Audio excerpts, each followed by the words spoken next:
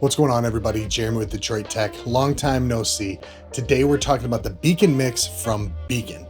I've been on a quest to find the perfect piece of hardware to control my audio. I basically want hardware that takes control of the Windows volume mixer so that when I'm gaming, I can separately adjust the level of the game, Discord, and Chrome to make it easier to basically watch YouTube in between matches. And while we're at it, I wanted something that will switch the audio outputs to. For me, since I go between the audio interface that goes out to the speakers, obviously, and at least for now, my Logitech G Pro X wireless headset. The BEACN Mix looked like it was going to do all of that for me. Now there's a BEACN Mix Create, which has slightly different hardware, basically some added buttons, and is really aimed at streamers. I am not a streamer, so Mix seemed like the right choice. The hardware looks great. It comes in black and white. It's a super simple build with clean lines. It's made of plastic. It's pretty light, but the rubber feet do help it sit solidly on your desk or desk mat. The screen is bright enough and high enough resolution that it's nice and crisp. It's not a touchscreen, so it stays nice and clean and pristine. The knobs feel nice. The plastic is textured enough to get a little grip on them. Doesn't take much to turn them, which can be both good and bad. It's easy with one finger, but you can kind of accidentally turn it when you're pressing them in. Oh, and speaking of pressing them in, there are buttons too. Nice. And the only input-output is a USB-C port on the back. And at $150, that may not sound like much, but the physical part of this is really only like 10%, maybe 15% of what makes this device so useful. The rest is software. And the software is made by the team that made the Go XLR, which I feel safe to say is probably the most recognizable audio device in the streaming world at the moment. And the Go XLR software is nice and easy to use, so I expect nothing less here. It's a relatively simple process to install the software. Go to BEACN's site, download the software, and install it. I had a weird experience where once it was installed, I plugged the device in and nothing happened. Unplug, plug, I couldn't get the software to start up. I ended up having to uninstall and reinstall the software. But when I plugged the mix in, everything went perfectly smoothly from there. Using the software is easier even than I thought it was gonna be. You have the 4 faders here, find the application that you want to control and just drag it right in. Now, the hardware knob controls that application. Pretty simple. Press the knob in, you mute the source. If you need to change the name of the source, just double click and change it. Right click to delete. The only annoying thing here is an application won't show up in the list unless it's currently running. If you like me, would use one knob to control a bunch of different games, then you would wait until you boot that game up. Not the worst thing ever, just kind of very minor annoyance. But I also kind of blame that on Windows and how that works. Something to note, even if you X out of the software, it will keep running in the system tray, but won't show up on your taskbar. This makes sense since it needs to be active to control the audio outputs. I just got confused when I tried clicking the icon on my taskbar and nothing happened. I have to go into the hidden icons, bring it up that way. The confusion essentially was user error on my part, but something to share for other people in case they get confused easily too. You can assign your playback devices to control the global volume if you don't have a separate control for that like I do.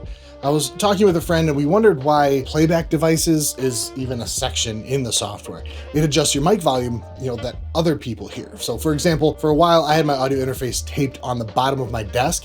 If I needed to adjust the gain, I had to stand up, walk around to the edge of my desk, bend down, look under. There's like a whole thing.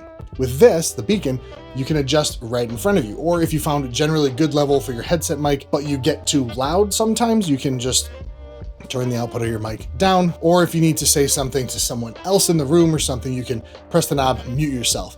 It is pretty handy. One feature I wanted here was to be able to pipe my own mic into my ears and essentially create like a side tone. I use a wireless headset for gaming, but for ease of movement and whatever, but I use an XLR mic. I'd rather have the quality of the XLR mic as my side tone, but no dice.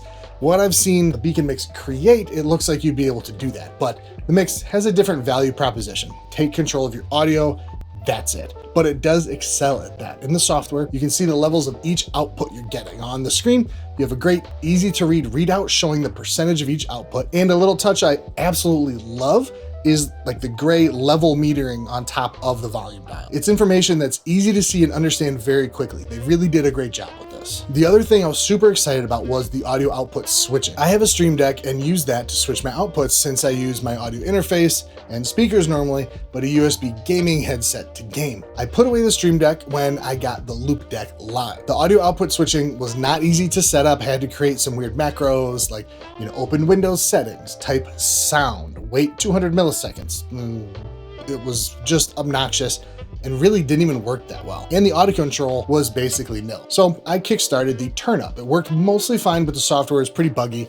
The audio switching did work okay, but the device wasn't really that pretty looking either. Now, the BEACN mix shows up. In the software, you just select the two outputs. You can see the volume fader in the software, and you can set different volume levels for the outputs. So when you switch to headphones, that gets really loud in your ears, you can set a preset and you'll never have to deal with that again. This had to be the answer for me, like godsend, except it doesn't work. I mean, if I'm on my headset and switch the audio to the audio interface, the output moves to my speakers. Cool, but I have yet to get it to work and switch from the interface to headset. I don't know why, but it's really annoying. To solve this, I brought my Stream Deck back out. Audio output switching is perfect on it.